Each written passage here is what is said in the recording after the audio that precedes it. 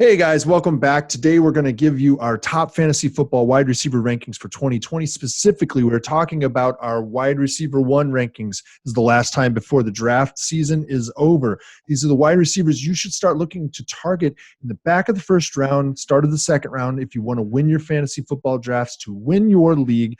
And so let's start this fantasy football podcast right meow. Hit that drop.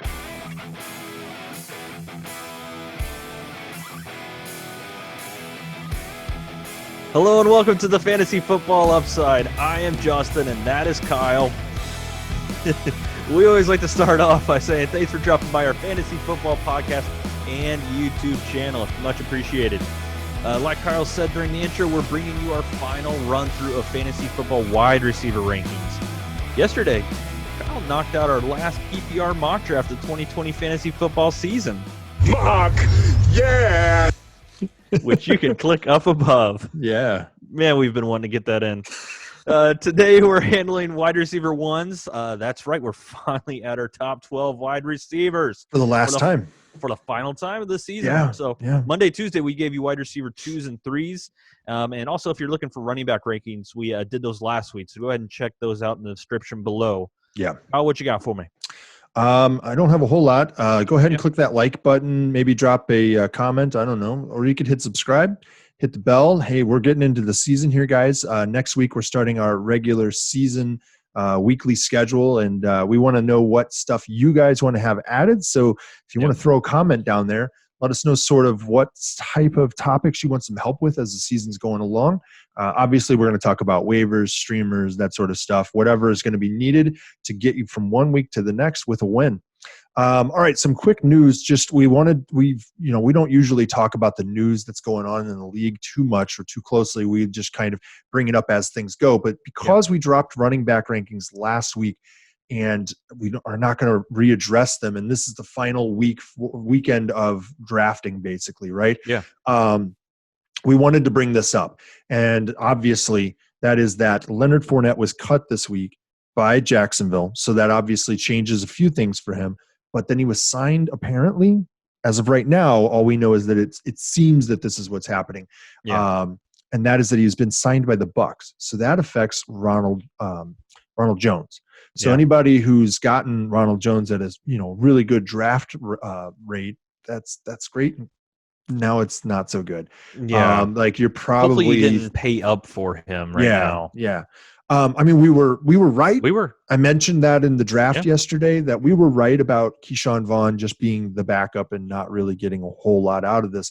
But now we don't really know exactly what to expect here. We were talking about this a little bit, and we think that maybe Fournette could be first and second down, or he could be third down and goal line or short yardage. We're not sure. Either way, both of these guys have lost a whole lot of value right now. We don't anticipate them, being a lead back and a backup. We anticipate them being 1A, 1B kind of thing. So that makes it really problematic. But we're going to talk about wide receivers the rest of the time here, guys. Today, we're talking about wide receiver ones. We're going to go from 12 to 1 here. And let's dive in headfirst into the shallow end. Justin, who do you have for me as our wide receiver 12? Real quick, right before I start, we're 1 week away. From the start of the season. Yes, you are. Texans. Yes, Thursday Night Football. Correct. Yeah. So, but okay, for wide receiver, gonna be some football. Football. Football. Number 12, we have Amari Cooper of the Dallas Cowboys. He plays football. He plays football well, especially when he's healthy. Usually, yeah. And that's kind of what happened last year. Is he was banged up for a good part of last year, but he didn't want to sit out, and he kind of suffered. Just because of that, he kind of used himself as a decoy. And it just kind of shows you what kind of team player he is. And the Cowboys rewarded him. What's worse is they didn't make the playoffs. He did that, and then they missed out on the playoffs. To get them to the playoffs. And sadly, it just did not quite happen. But, I mean, this guy is just an athletic freak. They paid him 5 years, $100 million. I think they're still going to feed him the ball. We like Michael Gallup. But I kind of lean towards you when it comes to Mike McCarthy and his offense. He does usually have one main wide receiver and then some other guys, or what's that usually shape up for us, Kyle? Well, it's the X receiver. It really is. It boils down to who is the X in this offense, and Amari Cooper is the X receiver in this offense. And so, and that's quite obvious. He's the one who has the full skill set, the full ability to operate as the X. He can operate from anywhere on the field. He's fast. He's great at route running. Everything is there for him. And I think, honestly, that this is the one guy on this team, besides Dak Prescott, who benefited the most from the signing of Mike McCarthy as head coach. And I think it's proof that they paid him $100 million. They give him a $100 million contract. They think that he is that too. So, I think that's great. And I like Amari Cooper. I think if you can catch him somewhere, looks like probably third round in most drafts is where he's going to go. If you can get him there, that's a really good opportunity. All right, moving on. We have at wide receiver 11, we have Adam Thielen of the Minnesota Vikings. He is currently going in the middle of the third round, around sixth pick of the third round in your standard 12 team league. He's wide receiver 9 over at Fantasy Pros. He's our number 11, and I think that's simply because this is a run-first offense as far as we're concerned. They went from Stefanski to Kubiak full-time. Kubiak was behind Stefanski as the assistant offensive coordinator or whatever it was. It was some weird. He was like assistant head coach and offensive consultant, I think is what it was. And they created a title for him. Yeah, I mean, it's kind of funny because everybody thinks that this means, or that Stefanski's running calls last year are going to translate to Cleveland. They think that that's he's a running offensive coordinator, right? And the truth is that he knew that Kubiak was the one behind him, and he had to call the run plays. Kubiak is a zone block scheme kind of guy, and that's exactly what this offense is, and that's what Dalvin Cook is. So there's all these things that say this is a run-first team, but there is no competition for Adam Thielen. So that's why he's still wide receiver 1 for us. It's that Kirk Cousins is very accurate in the short game, in the short passing, and that's great for Adam Thielen because he's willing to go across the middle. He's willing to go up the sideline. He's willing to run down the numbers. The one word of caution is that he is over 30. He's coming off of injuries, but the word coming out of camp is that he feels super healthy. He feels fine. So that's what you said. I mean, there's not a whole lot of competition behind him. Justin Jefferson was drafted at LSU. Rookie wide receivers take a little while, especially if you have Kirk Cousins throwing you the ball. And it's, BC Johnson, BC Johnson's another guy. He's just a guy, in my opinion.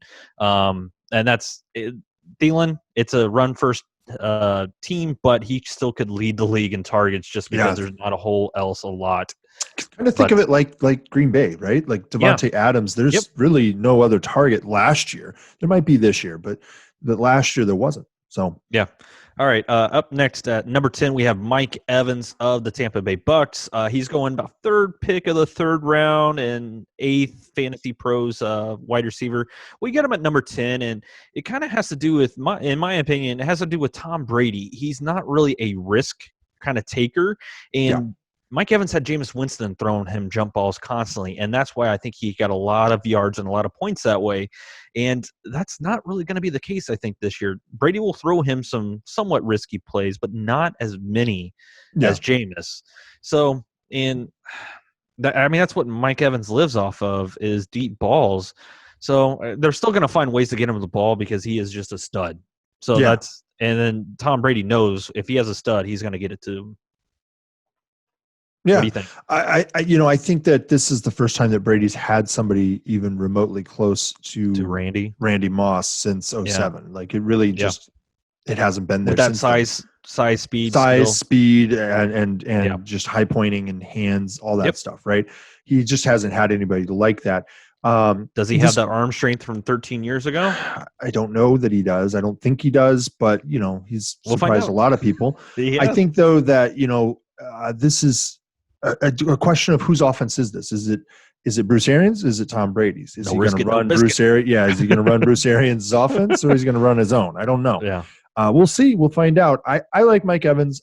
I think that he's solid for you. I think that he's going to get a good amount of yardage, a good amount of stuff.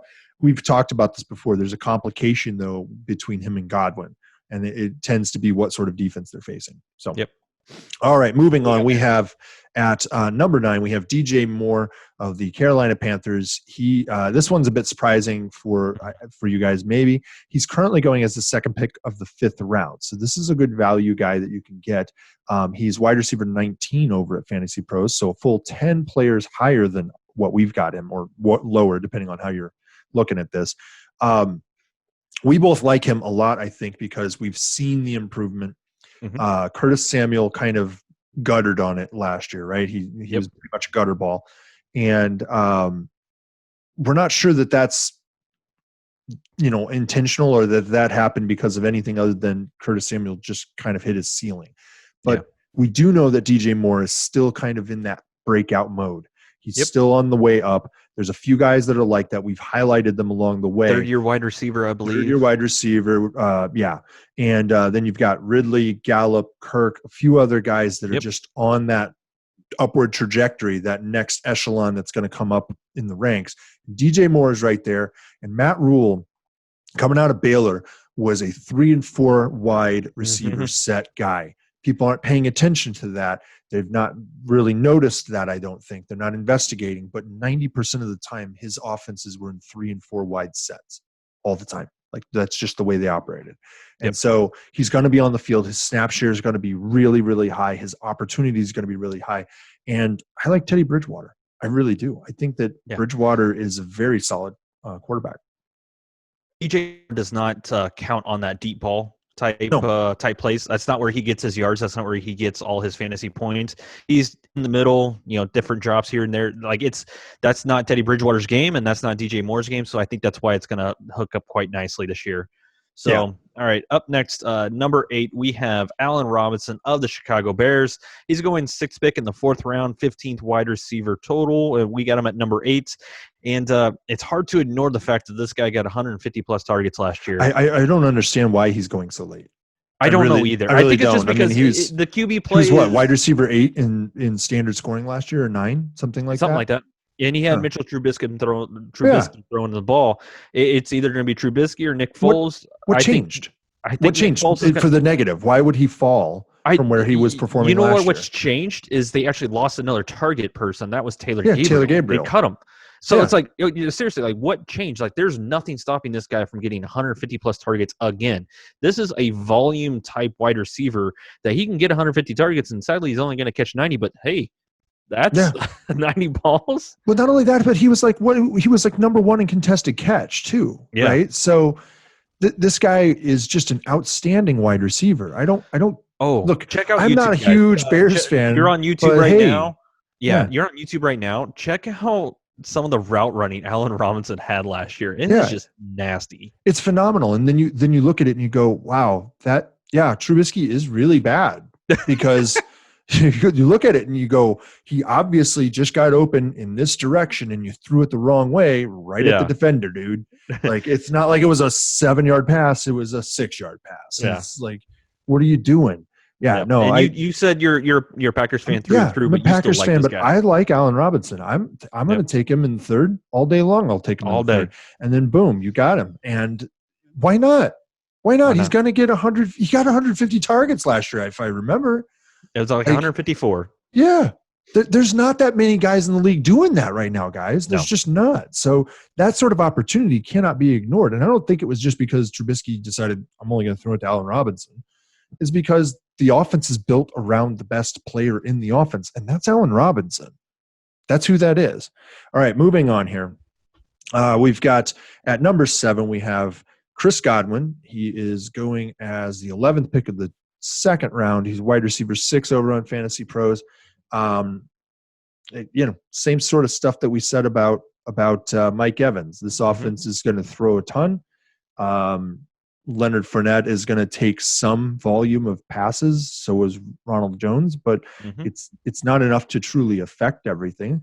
Godwin probably stands to benefit more than Evans from Tom Brady, because he's going to be that short yardage over the middle type of wide receiver. He's a seam runner. He runs, he busts zone coverage the best. And that's exactly what Tom Brady loves to do. Is he knows when he's in zone, and he gets this guy into the right spot so that he can find that hole in the coverage. He hits him for that 10 to 15 yard gain, and that's what he's looking for. That's going to be Godwin. Think of Julian Edelman, Chris Hogan, those sorts of guys that just seem to blow up with Brady. Yeah, Look Wes for it to happen Welker, again. Julian Edelman. You're looking at a younger, possibly more athletic Chris Godwin, and it's one of those things where Tom Brady, once he gets that snap, he's trying to get it out of his hands as quickly as possible, and that means a lot of slot wide receivers trying to get open very quickly. And guess what? Chris Godwin can get open. Yeah, I mean that's what Brady does. Is if he's the one calling the plays a lot more, or this is running his offense a lot more, he's gonna protect himself. He throws it. He gets it. He throws it. Like he gets that ball out fast. That's what he does, and that's Godwin more than it is Evans. It's not to say they aren't going to try to get it to Evans because he's the home run hitter for them. I mean, you have to mix it up here and there, but I mean, if that's your constant right there, is that quick little hitch. All right, so up next at number 6, we have Kenny Golladay, Detroit Lions. All day Golladay. Third round right now is where his ADP is going, and he's the 7th wide receiver on Fantasy Pros. So we're right there. We're actually just one ahead because we love us some Kenny Golladay, man. I would take him at the top of the second. I would. Yeah. No, it's quite possible. I mean, we've talked about him possibly finishing as a top 3 wide receiver this year. Oh, that's where I have him. Yeah, I know you do. I have him as wide receiver 3 in my I had to rankings. bring him down just a smidge. I think I have him like 7 or 8. So, I mean, I'm a little worried about that ranking, to be honest. I'm a tad worried about that ranking. Just because it's too late now. It's too late now. No, I mean, just because I am concerned about the volume that he gets. Like, he doesn't need the high volume. He's kind of like Tyreek Hill in that respect. He doesn't need the high volume. He just seems to take it to the house every time. So he was like number 26 in targets last year for wide receivers. And if you get that anywhere near like a top 12 wide receiver, holy cow, look out. But he did what he did. Even if he gets to 100 targets, he gets to 100 in targets, he was at like 67 or something. If he gets to 67 catches or something like that. Okay. I think it was like 90 some on targets. Okay. But I think with a healthy Matthew Stafford, I think there's going to be a chance for that because Kerryon Johnson and DeAndre Swift, they're already hurt a little bit, DeAndre's hurt. Look, it's Kerryon's going to get hurt eventually. Yeah. I mean, that's how because he's Kerryon. I mean, his carry on my injury. Yeah, but his name is Kerryon. Like, carry him on, carry him off. Dead animal, right? That's what Kerryon is. I don't want to be mean. He's a good, very talented running back. I know that, but he is a very talented running back, and he's going to be the one starting actually because DeAndre Swift has missed too much time in the preseason. He's going to be a couple weeks before he's really integrated, I think. But Golladay, man, don't miss out on Golladay. If you have a chance to get him as your wide receiver 1, go take him. Write that down. Seriously, yeah. You should really only consider the other guys that we're going to talk about ahead of him. And the first guy that we're going to talk about is a guy who's very similar in a lot of respects, and that is our wide receiver 5, Tyreek Hill. He's going as the second pick of the second round. He's currently wide receiver 2 over at Fantasy Pros, which is blowing my mind. This is a guy who could probably catch 50 catches and lead the league in scoring. Like, because he just every catch he gets goes for however long. Like, he's constantly catching 40-yard passes in the middle of the field, 5 yards in front of the end zone, where he has to climb the ladder to get them. But the dude's an athletic freak, like all around. It's not just that he is fast; it's that he has really good hands, and his catch radius is enormous. For absolutely a shorter enormous. guy, it is a huge catch radius. Absolutely. Yeah. And he fights through double teams that are trying to, keep him from getting the ball. And you can't go wrong with Tyreek. I think you can if he's the second wide receiver. I think you might be going wrong there. It is kind of tough to do that. But you mentioned he's just really good going through traffic because you really can't get your hands on the guy. He's so he uses his leverage. He uses his height as an advantage because people try to jam him and he'll just slide right underneath that crap and just get right around you. Yeah. So he's just a coverage buster when it comes to we'll play this. We'll play we'll play a double team over to the side. No, it doesn't matter what Tyreek Hill. He's the ultimate player in space kind of guy, right? And that's Andy Reid's MO. Like, he loves getting a guy the ball who's a great player in space. So. Yeah. It's like what they all thought DeAndre Hall was hoping to be when it comes to, Tyreek Hill does what DeAndre Hall would do on kick returns. Yeah. I mean, they kind of hoped that this was what Hester would do over in Chicago. And they hoped that this was what Reggie Bush could do as well. Yeah. Just extremely athletic and dynamic guys. With the ball in their hands. It's kind of like, honestly, like DeAndre Swift, if you watch some of his highlights, he's got a lot of moves that are just crazy. And actually, Kerryon Johnson was quoted this week as saying something about, I can't make any pointers to the kid. I can't tell him what to do or make him better because my hips and ankles and knees don't bend like that. When he's making those cuts, my legs don't do that. That's a good teammate, man. So I just go over there and I pat him on the back and I go, good job. Because so that's pretty cool. That is pretty cool. But that's the idea is that look, you're looking at a guy who's exceptionally talented physically, and his whole skill set is perfect for his spot, his team, and his situation, everything like that. So Tyreek Hill is a great grab. All right, moving on, Justin. Who do you have for me at wide receiver 4? At number 4, we have DeAndre Hopkins of the Arizona Cardinals. Make sure I said Arizona Cardinals because Bill O'Brien doing Bill O'Brien things, man. Let's just go ahead and trade him. Let's just do that. Let's wake up one day and be like, you know what, Kyle? Let's just go ahead and trade DeAndre Hopkins because that sounds like a smart move. Yeah. No, it doesn't. He's going 8th pick. He back talked me. 5th wide receiver in Fantasy Pro, so we're right there. I think some people are fading just a little bit because of there's a slight track record of high scoring wide receivers going to a new team, and there's a slight drop off. You look at just Odell Beckham last year, so there is that right there. But I kind of like this offense a little bit more. It's an air raid system. And, they're going to try to run as many plays as possible. They might throw it just as much as the Atlanta Falcons. And I don't think DeAndre Hopkins has averaged less than 150 targets in the last, 5-6 years. So I think that could happen again. Yeah. And Kyler Murray wants to throw the ball a lot, I think. He wants to throw it a lot more than he runs. Yep. He is very talented as a runner, but I think he's also very talented as a thrower. And, that's what sets him apart as a, running quarterback. He's very talented as a thrower. And everybody figures out real quick that DeAndre Hopkins is actually future Hall of Famer DeAndre Hopkins. Yeah, sorry, we forgot to say that. Sorry. That's his official title right now. On this podcast, it is. Yeah. That's his nickname, future Hall of Famer. But, yeah, look, let other people fade him. He'll fall to you as a result. You'll get him in the second round when he should be going in the back of the first round, probably top of the second round. You're going to get him in middle to back of the second round. Great value. Yeah, we have our home league draft this weekend. I do not anticipate DeAndre Hopkins falling to me. It would be very nice, but I have the 5th pick of the first round, so the 8th pick of the second round. I don't think he's going to fall back to me. He's definitely not falling to you because if he falls to me, he's gone. Yeah. Yeah. All right. So Jared's hoping for the best here. You think that he'll take DeAndre Hopkins? I think he will. You think he would? If he falls to him, yeah, I think he will. It's possible he could. Tell us otherwise, Jared. Yeah, tell us otherwise. All right. So moving on, we have Number wide 3. receiver 3 for us is Julio Jones of the Atlanta Falcons. Ever heard of him? Julio. Who? All right. So he's going 6th pick of the second round. He's wide receiver 4 over on Fantasy Pros. We're a little higher on him. I think that they're fading him because they think he's over the hill. I don't know. Maybe it's because he just doesn't get touchdowns enough anymore, right? No. It just disappears in the red zone. It's like everybody goes, oh yeah, that Julio guy, we should probably put 5 people on him. And then ignore the tight end completely. Yeah. Just ignore it. And then Calvin Ridley's not helping matters because he's a friggin' touchdown magnet in the red zone, right? But there's just no arguing. Julio is such a consistent performer, and you can't ignore that. He's just in standard scoring, he's good for 11 plus a week.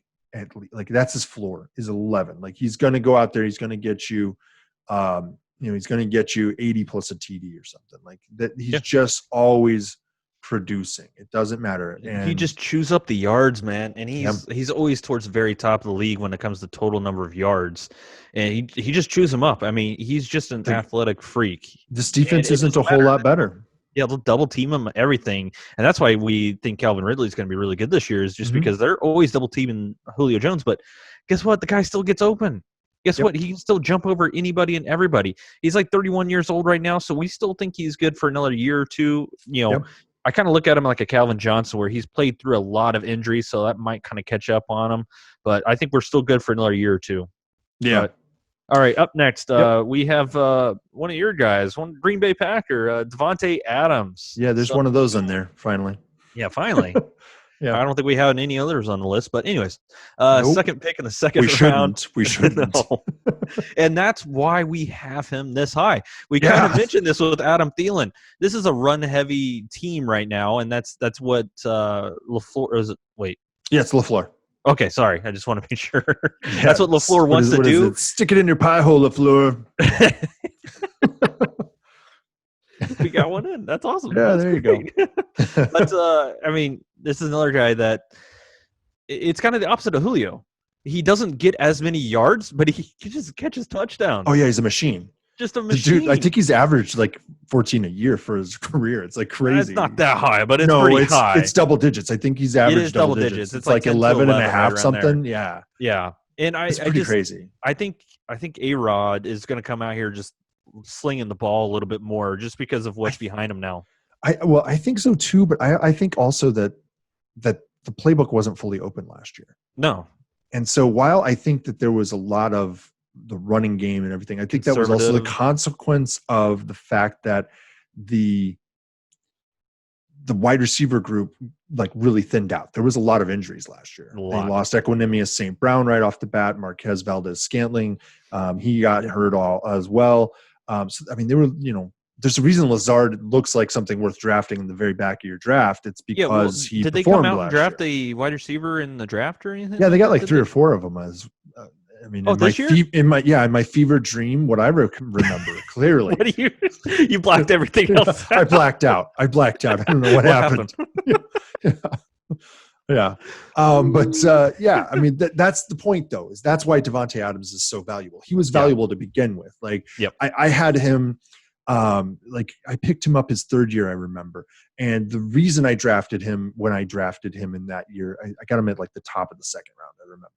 And he killed it. He absolutely killed it. But the reason I drafted him was because I thought he was like the next Reggie Wayne. And I wasn't wrong. Like this dude plays like Reggie Wayne. And Reggie Wayne was a friggin' machine in fantasy football. And so is Davante Adams. Yeah, so is Davante Adams. So, all right, let's hit up our last wide receiver, number 1. Shocker. Can you guess? I mean, this is like running backs was the same way, right? We were no surprise at the top. No surprise at the top here either, guys. It's Michael Thomas, New Orleans Saints. He's going pick 8 of the 1st round on average, and surprise, at Fantasy Pros, he's wide receiver 1 as well. We were joking about it earlier this year, that he could lose a quarter of his targets and still finish as wide receiver 1 in the league. His efficiency was astronomical too. Last year, Austin Hooper caught, I want to say it was like 93 out of 100 targets. And I think that Michael Thomas was right there with him on efficiency. It's like he was 149 out of 185. Yeah. I mean, that's insane. 149 catches. Not targets. Catches. A lot of guys are lucky to get 150 targets. And now the concern here is that Emmanuel Sanders is on the team, so there's going to be some drop in targeting availability. Mm-hmm. But they lost Ted Ginn. They lost a few other guys. Like Emmanuel Sanders is not stepping in and just being like, okay, all of your targets are now mine. That's not the way this is working. He's stepping in. He's going to get targets that have evaporated a little bit, that are a vacated target. And he might take a few from Michael Thomas. But, yeah, Michael Thomas beats double teams, beats everything. You can't cover the dude. Like, that's the problem. And Drew Brees knows it. Yeah. So, I think, like you said, there might be a slight drop when it comes to targets, but I think his touchdowns go up. His quality of targets and quality of receptions, I think, are trying to go up because they finally have a second wide receiver on the Saints, and they've been desperately wanting since Marquise. But like his touchdowns were low for the number of catches he had, his touchdowns were low. Okay, but I mean, overall though, 9. I mean, yeah, maybe he does go double digits, but that's hard to. So let's say he loses 20 receptions this year, right? Yeah. But let's say he gets 2 more touchdowns at the same time, that he goes from 9 to 11 touchdowns. I would take that in a heartbeat. losing 20 catches and gaining 2 touchdowns. I would take that because that he's would getting almost extra be a wash. yardage. Should be It 20 would be almost a yard, wash, but the problem is that I think that means that his opportunities all around are going up. So Yeah. I would take that. His productivity is higher that way. And I would take that because I think that it gives you more consolidated points in games. Yeah. He already has enough of a floor. I don't need him to score, like if he's got a floor of 12 points, I don't need him scoring 12 every week. I want him to catch 18 every once in a while. Yeah. Right? That's what I want, so that I have a big boom out of him. And that's what you get out of guys like Tyreek Hill. You get that really big, those weeks where he just absolutely blows up. Yep. But then you get weeks where he doesn't. You get like 6-7 points. With Michael Thomas, you really don't fall out of double digits. So go grab him. All right, guys, that's going to do it for wide receivers for us. We are already hit wide receiver 2 and 3 this week as well. So I'm going to go ahead and put those up on the screen here. We thank you guys for being fans of the Upside. Make sure you hit that subscribe button and click the bell so you're notified every time we upload the best fantasy football podcast on the internet. We'll see you next time, guys. Bye. See you guys.